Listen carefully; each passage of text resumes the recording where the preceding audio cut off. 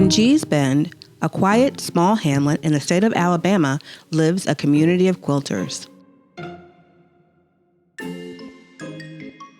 These quilters have lived in Gee's Bend for many generations.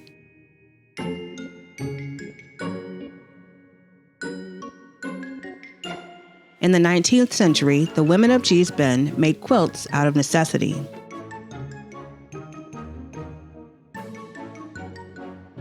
The quilts were layered, one on top of the other, to sleep on at night. The quilts were also used as blankets to keep warm. The women would spend all day from dusk until dawn working in fields and picking cotton. To take their mind away from their aching backs and the thorns that pricked their fingers, they would think about the many different designs they'd like to try on their quilts. In those days, nothing was wasted. When their clothes were worn out, they'd cut them up and reuse the fabric to make quilts. As the years passed, grandmothers and mothers passed their passion for quilting down to the next generation. They often gathered together to work on a single quilt, everyone pitching in. In 1966, the women established the Freedom Quilting Bee. They were able to sell their handmade quilts and didn't have to rely on farming as much for money. People all across America were able to enjoy the quilts made by the women of Gee's Bend. They loved the unique patterns and designs the quilters created. These were no ordinary quilts. The women of Gee's Bend were creating art. Over the years, the quilts of Gee's Bend have been exhibited in museums all across America. In 2006, the U.S. Postal Service even issued 10 commemorative stamps featuring images of Gee's Bend quilts. Now, the quilters of Gee's Bend continue to receive recognition. Artists, educators, and memory keepers, these women ensure their art form will continue to be celebrated by future generations. Now it's time to create art inspired by the artist. For this activity, we'll be making quilt squares inspired by the quilters of Gee's Bend. To complete this activity, you will need your Gee's Bend template and the quilt squares that go with it, a glue stick, and scissors.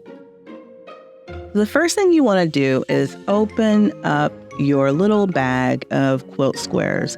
These go specifically with your unique template. And you'll notice there are numbers inside of each box. And that's because we're going to play a little bit of a matching game. So if I look at box number 1, I see that black and yellow squares go into each box that has the number 1 in it. So that's what I'm going to find. Using your glue stick, apply glue to your template first, and then place the little tile or square that goes with the number 1, like this. Now, I like to use glue stick because it's less messy. The paper sometimes will curl up if you use wet glue. So it's really important that you use glue stick. I've spotted another yellow and black tile that goes with my number 1. So I'm going to go ahead and stick those on. So if you want to, you can go in a different order. I do see that I have a few more number 1 tiles left, but feel free to go in any order that you like, as long as your tiles match the numbers.